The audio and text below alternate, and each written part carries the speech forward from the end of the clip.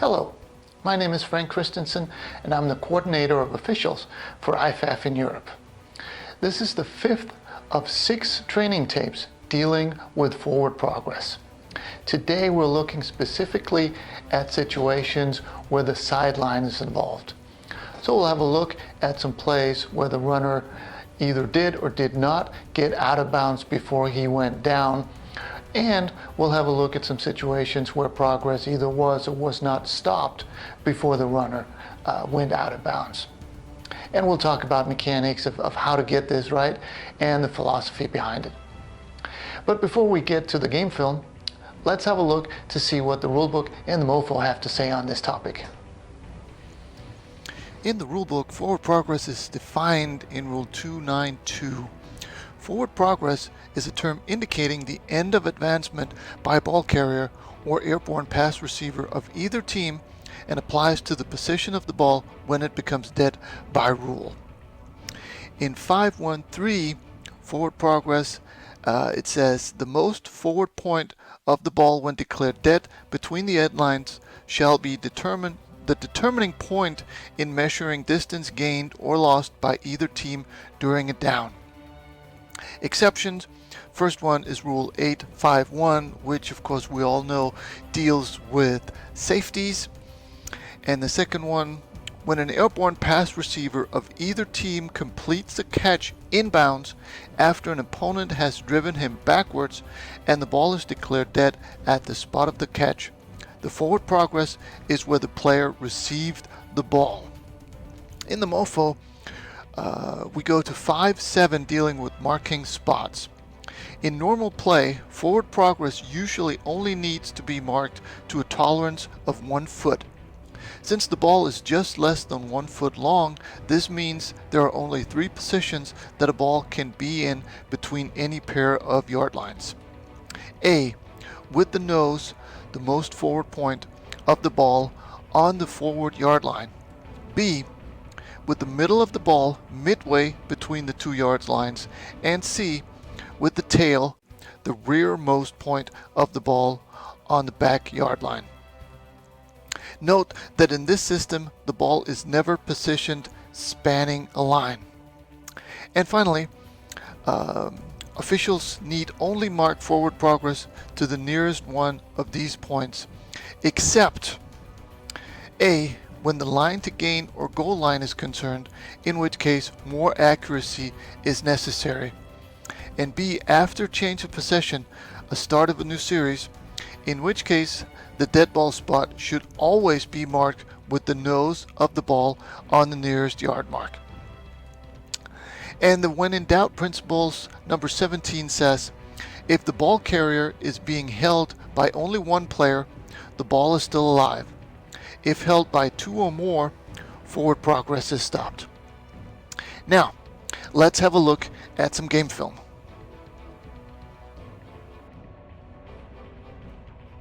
In these first couple of examples, we'll see runners who are down inbounds before they slide out of bounds. So even though they end up out of bounds, I think if you freeze it right there, you can see, even though it's close to the sideline, the knee touches inbounds.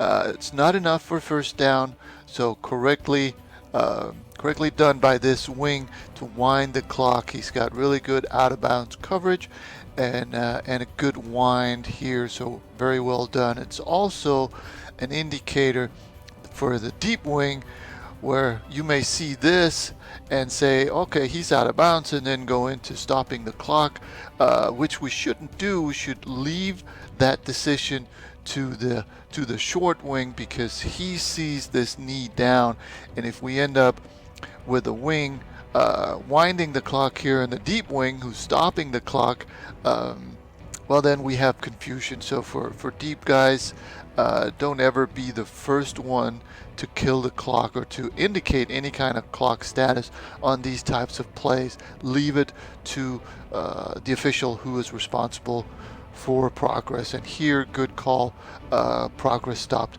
inbounds. This plays another example of a situation where the wing can make good use of his brain camera. and make sure that when the player goes down, that the elbow, as seen here, is inbounds before everybody slides out of bounds. So again, a good judgment by this wing to make this an inbounds play, and provided that it's not a first down, we keep the clock running.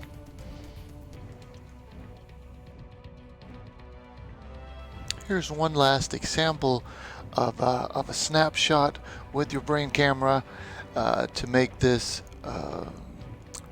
judgment that the runner is actually in bounds, even though he ends up out of bounds. But right there, the knee is down, in bounds before he rolls out of bounds, so correctly done by this wing to rule it in bounds and let the clock keep running. We're now moving on to plays where the runner actually makes it out of bounds. And then this first one's very interesting, that his progress is, even though he's moving backwards and out of bounds, his progress is not stopped in bounds simply because there's no contact with the defender. So even though he has progress here or he controls the ball here at the 30, he goes out of bounds at the 29, but because the defender doesn't touch him, then anything he does is on his own.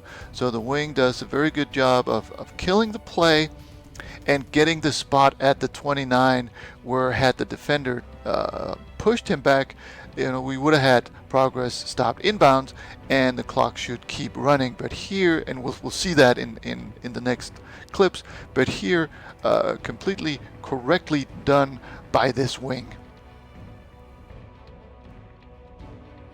Now we get into plays where progress is stopped in bounds and the runner's then pushed backwards out of bounds.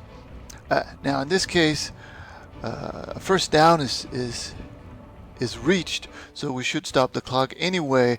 I just have my doubts whether this wing actually was aware of that. So had the first down not been made, this would be a situation where progress is stopped right there at the -1. I also think this wing is probably a little too close to the action, and then he's pushed out right there. So if we disregard the first down, progress is stopped inbounds. The wing is a little close and runs the risk of injury here.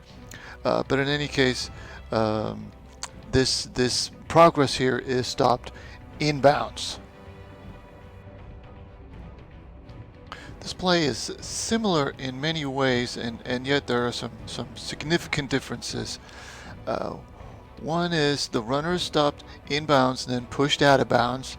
The next one is the wing almost gets into trouble. I think he should probably be moving already now. As soon as the ball is pitched right there, it's very likely that you're going to get pressure on the sideline. So right now, when the ball is in position 1 and they're sweeping to your side, feel free to move.